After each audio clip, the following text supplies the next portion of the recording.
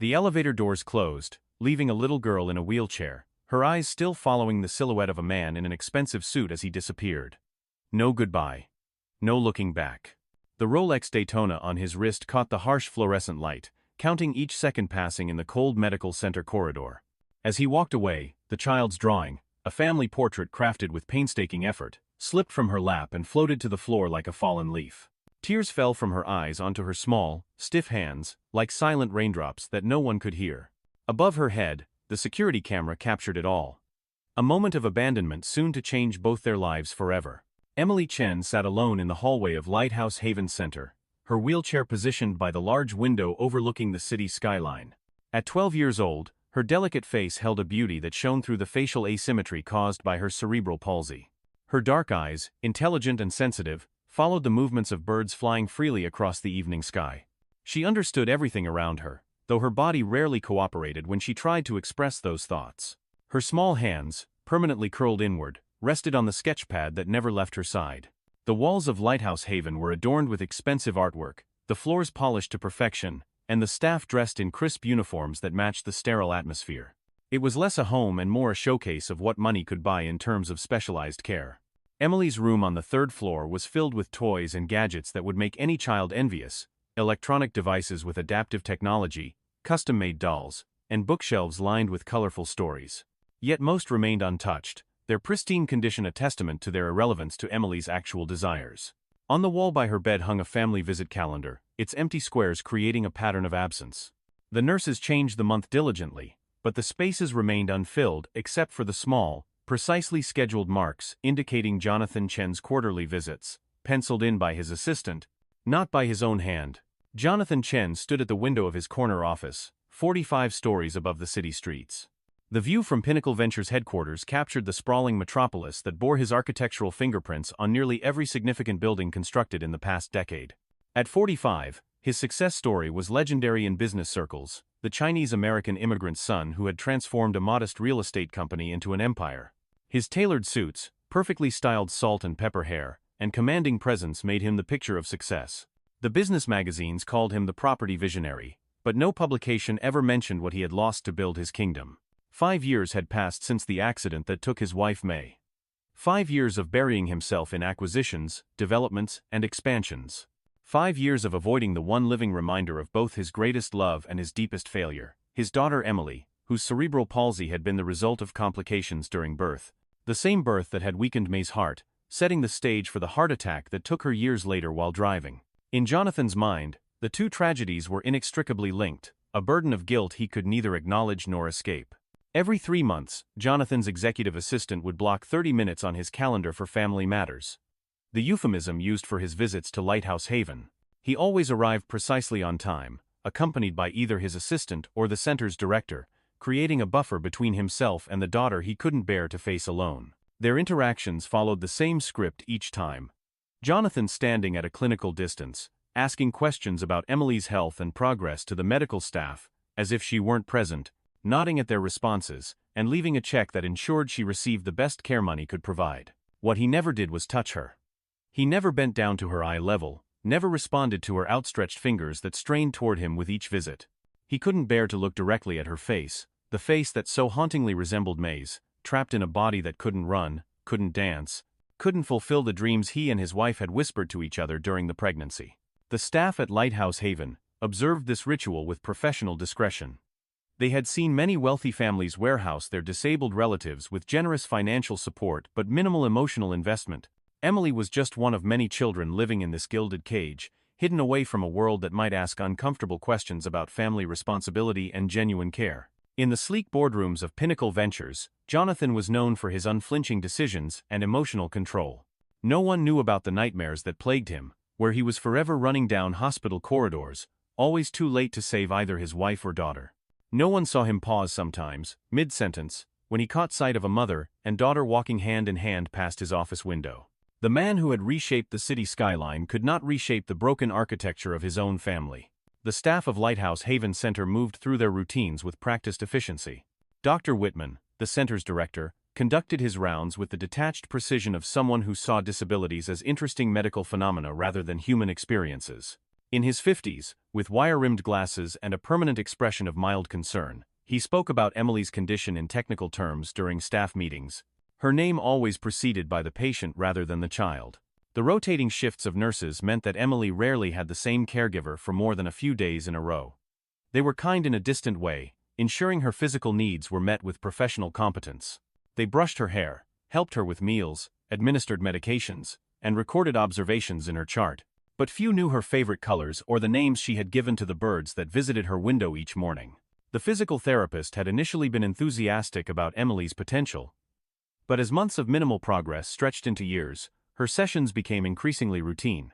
"We have to be realistic about expected outcomes," she would say during assessment meetings. Her once ambitious goals for Emily quietly downgraded to maintaining current mobility rather than improving it. The speech therapist similarly documented limited progress in reports, the unspoken subtext being that perhaps their efforts would be better spent on children who showed more immediate results. During quarterly review meetings, Emily's case was discussed in the sterile conference room with charts, graphs, and medical terminology. Jonathan Chen sat at the head of the table, scrolling through emails on his phone while Dr. Whitman presented his findings. No one mentioned the drawings Emily created by holding a paintbrush in her mouth, vibrant, emotional scenes of families holding hands under sunlit skies. No one brought up how she brightened when music played, or how her eyes tracked every word when stories were read to her.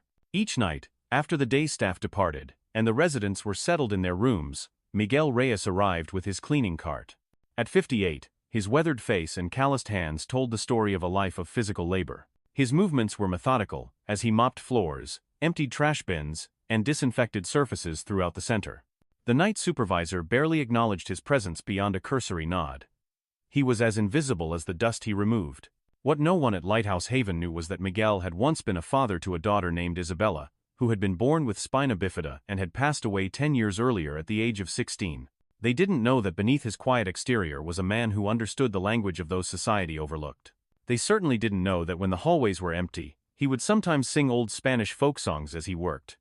The same songs he had once sung to Isabella on difficult nights when pain kept her awake. Miguel first noticed Emily 6 months after starting at Lighthouse Haven. He had been cleaning the activity room late at night when he discovered her sketchbook, accidentally left behind. Opening it, he found page after page of colorful drawings, families, homes, gardens, all created with remarkable detail and emotion despite being drawn by mouth. When he returned the book to the nurse's station, he learned whose it was and began paying special attention to the girl's room during his shifts. He started calling her Pajarita, little bird, though never when anyone could hear. On nights when she was awake, he would quietly clean her room, talking softly about his day, the weather, or stories from his homeland. He never expected responses, but he always spoke to her directly, his eyes meeting hers with genuine recognition of the person within. He noticed how she would use her limited mobility to position her sketchbook so he could see her newest creations. After each of Jonathan's brief visits, Miguel would invariably find Emily with tear tracks on her cheeks. Without comment, he would leave his blue handkerchief on her nightstand, freshly laundered each time, before continuing his rounds. In his small maintenance office in the basement, Miguel had created his own gallery of Emily's art. Carefully taping the drawings she gave him to the wall beside a faded photograph of Isabella. The employees at Pinnacle Ventures maintained a careful silence about their boss's personal life. Jonathan's executive assistant, Miss Rivera, managed his schedule with diplomatic precision, referring to the Lighthouse Haven visits with discreet euphemisms and ensuring they never conflicted with important business meetings. She arranged for appropriate gifts to be sent on Emily's birthday and holidays, selecting items based on age appropriateness rather than personal knowledge of the girl's preferences. The packages always included typed cards with Jonathan's printed signature.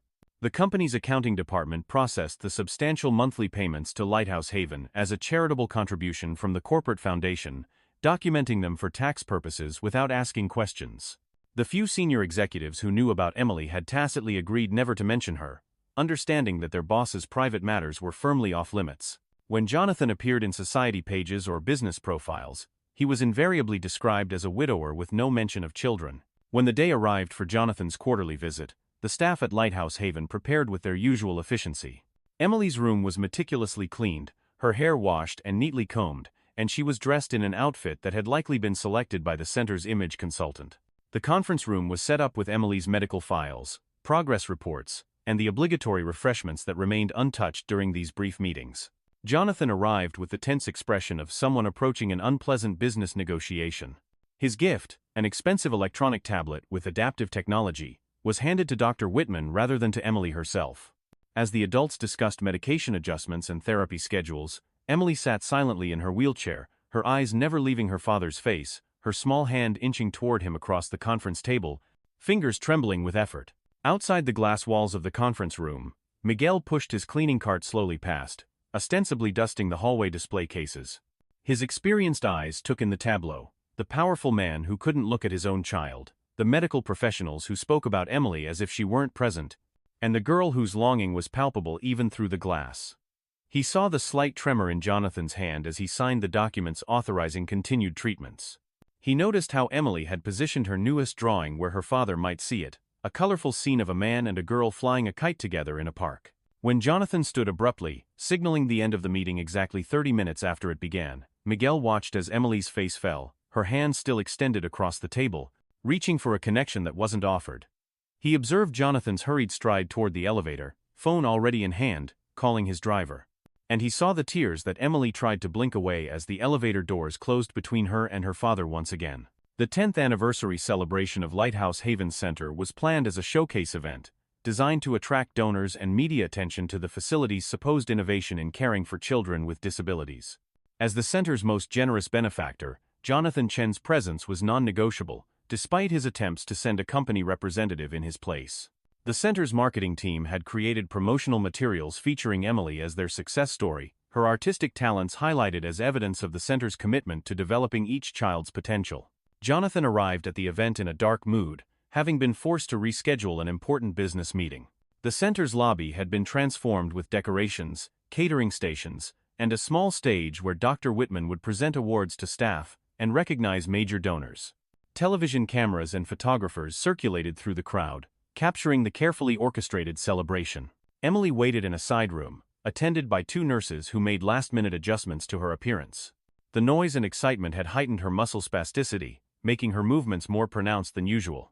When it was time for the presentation, she was wheeled to the stage area and positioned beside the podium where her father would receive a recognition plaque. Jonathan mounted the steps stiffly, maintaining a careful distance from Emily's wheelchair. The cameras flashed as Dr. Whitman presented the award, praising Pinnacle Ventures' extraordinary commitment to children with special needs. Jonathan's acceptance speech was brief and corporate, focusing on the tax benefits of charitable giving rather than any personal connection to the center's mission. Throughout his speech, he stood at an angle that kept Emily just out of his direct line of sight. As the applause died down, and the crowd pressed forward with congratulations, the noise and movement around Emily intensified. The flashing cameras and unfamiliar voices triggered a mild seizure. Not uncommon for her, but startling to those who had never witnessed one before. Her body stiffened, her head pulled to one side, and a small sound escaped her throat. Jonathan took an instinctive step backward, his face registering alarm and discomfort. As medical staff quickly moved to attend to Emily, Jonathan retreated further, looking desperately for an exit. A photographer from a local newspaper captured the exact moment. Jonathan turning away while his daughter struggled, his expression a mixture of fear and avoidance. In the background of the image, Emily's eyes remained fixed on her father's back as he disappeared into the crowd. By morning, the photograph had spread across news outlets and social media platforms. The caption "Property Tycoon Turns Back on Disabled Daughter" accompanied articles questioning Jonathan Chen's relationship with the child who was conspicuously absent from his public life.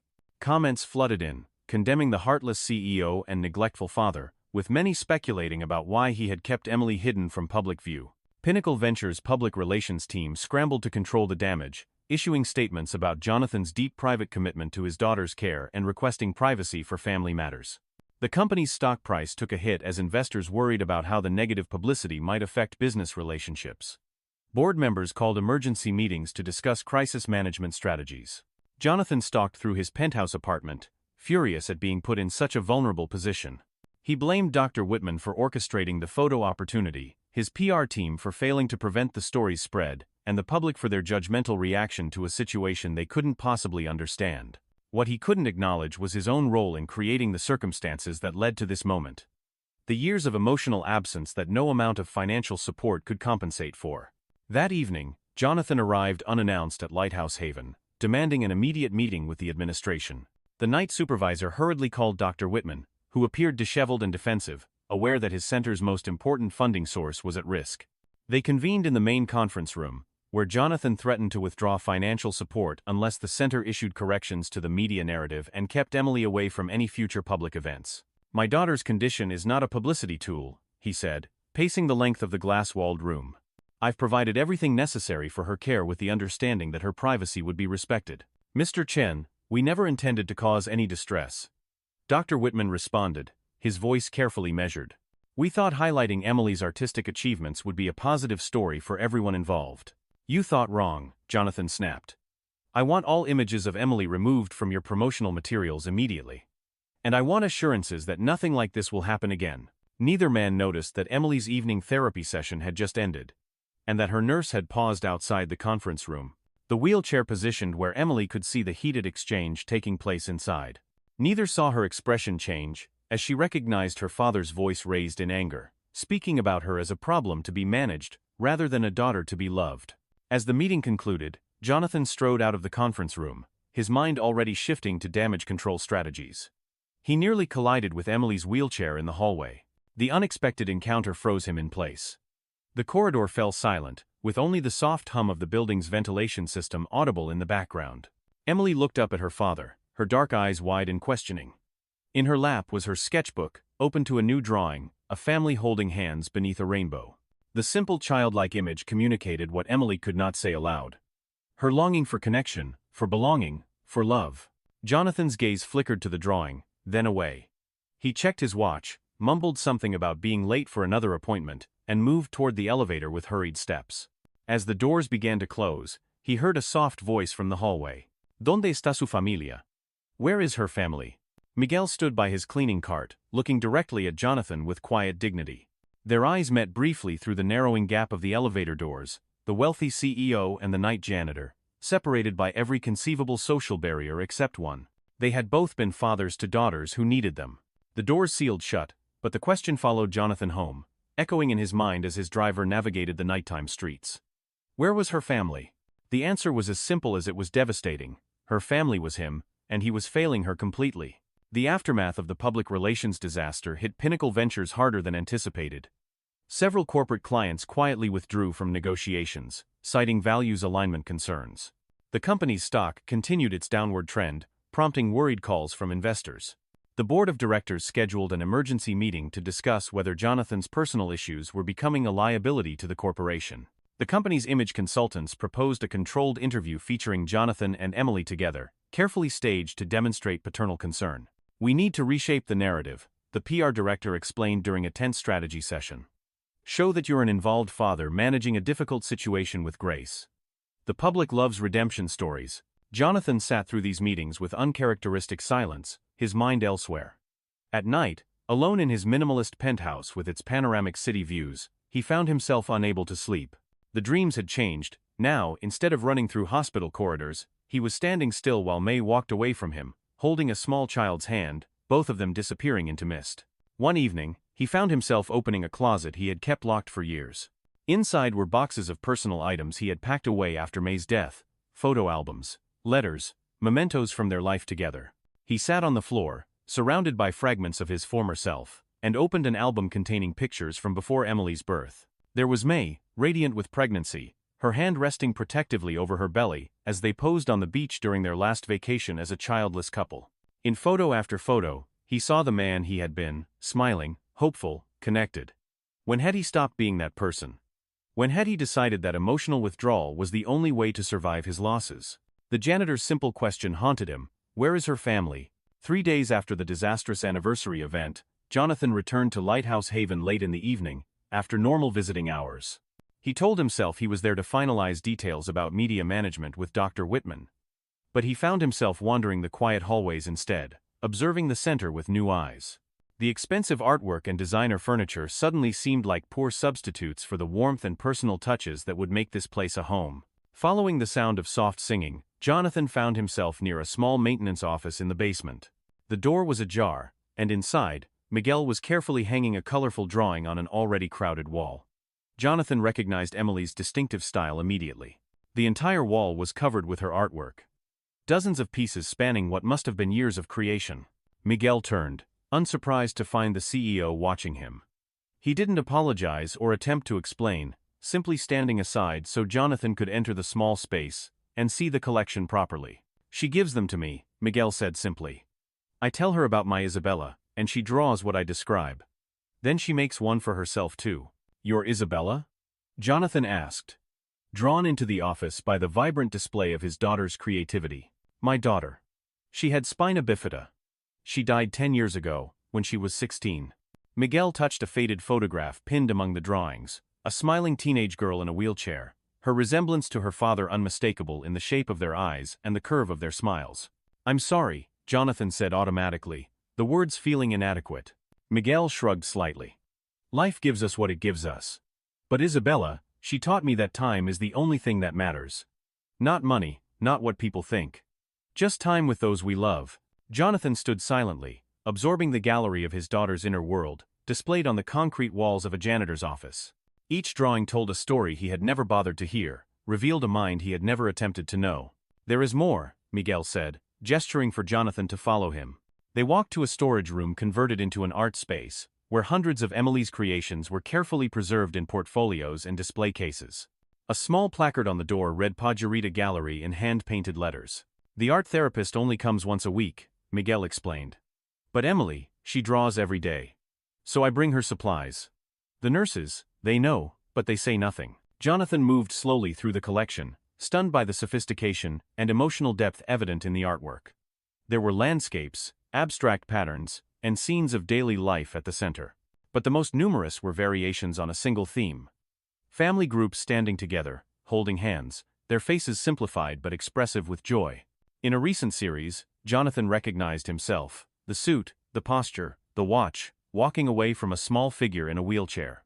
In each successive drawing, the distance between them grew, until the final image showed only footprints leading away across an empty white space. She sees everything, Miguel said quietly. She understands everything. Jonathan found himself sitting on a folding chair, suddenly unsteady. I don't know how to be her father, he admitted, the words surprising him as they left his mouth. I don't know how to look at her without seeing everything that went wrong. Miguel remained standing, his work-worn hands clasped before him. When Isabella was dying, I was angry at God, at the doctors, at myself. I thought I had failed because I could not save her. His voice was steady, matter of fact. My priest told me something I never forgot. He said, you are not losing a daughter. You are losing yourself. Miguel moved to a shelf and pulled down a sketchbook, opening it to show Jonathan a drawing of a small bird with a broken wing, being held in gentle hands. Emily drew this after I told her about Isabella's last day. I told Emily how Isabella was scared, and I held her hand and promised I would stay until she wasn't afraid anymore. He closed the book carefully. Mr. Chen, when you look at your daughter, you see her disability. Try looking into her eyes instead. She is still there, waiting for you to see her. Early the next morning, before the day's staff arrived for their shift, Jonathan returned to Lighthouse Haven. He dismissed his driver, telling him to return in an hour. He wore no tie, no jacket, just a simple button-down shirt and slacks.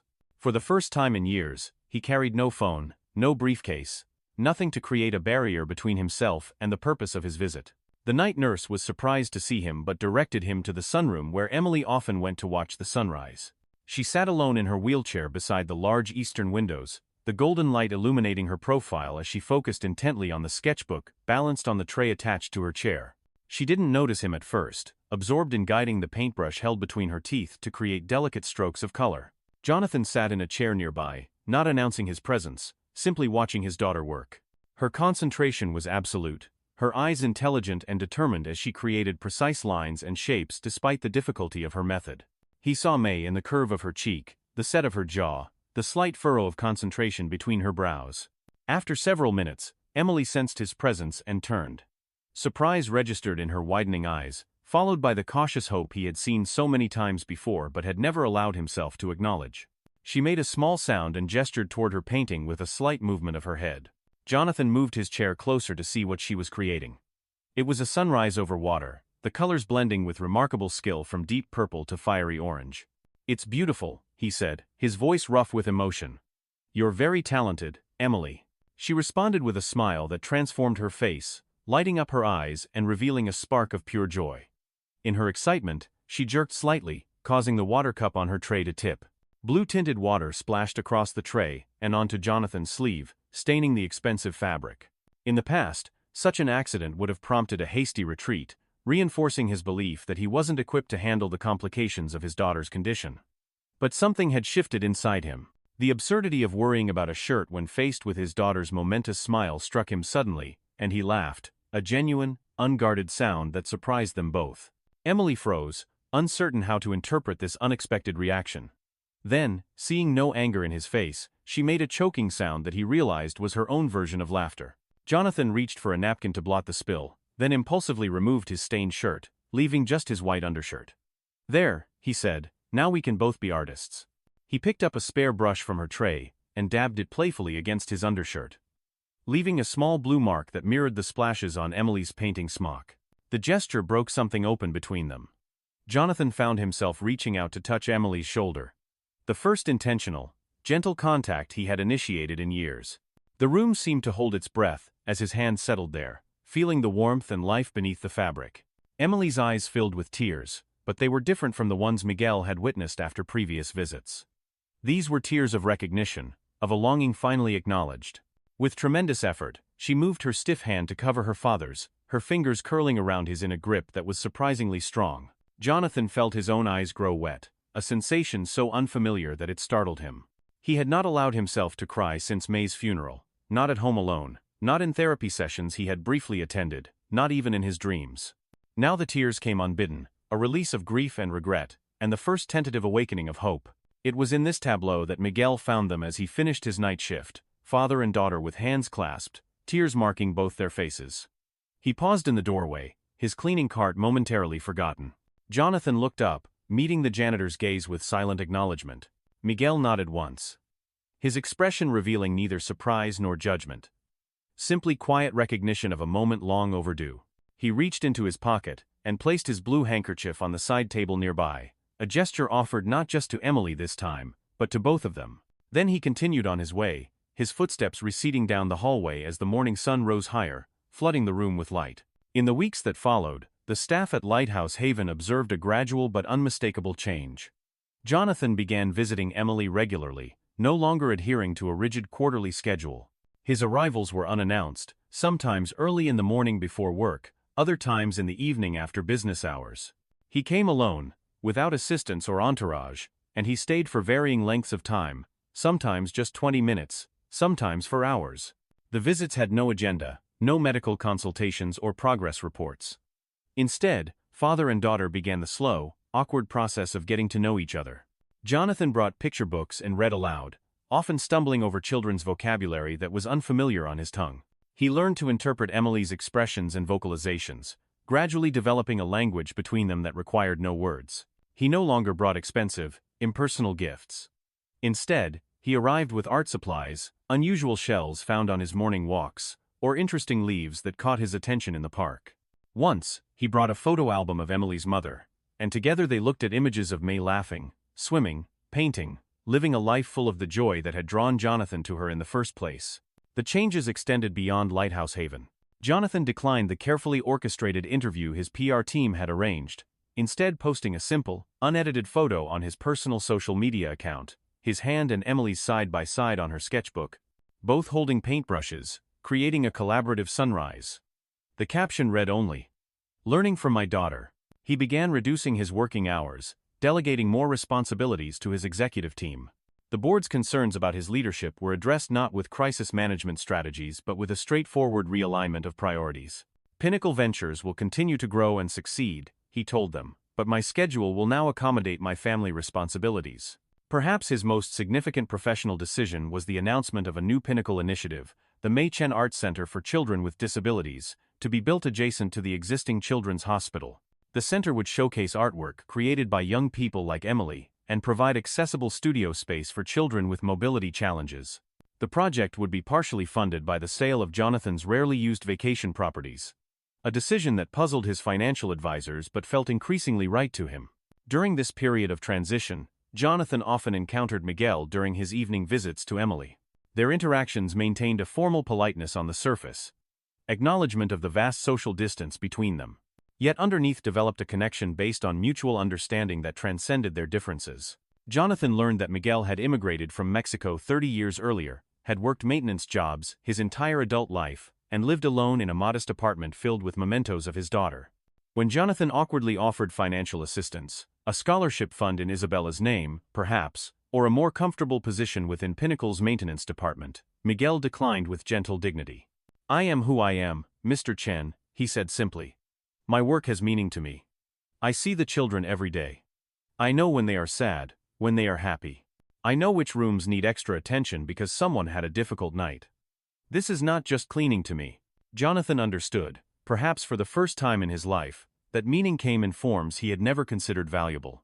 Miguel continued his night shifts, Jonathan continued building his real estate empire, but both men had been transformed by their unexpected connection and by the children who had taught them what truly mattered. 6 months after the photograph that had exposed Jonathan's estrangement from his daughter, Lighthouse Haven hosted a small art exhibition featuring work by its residents.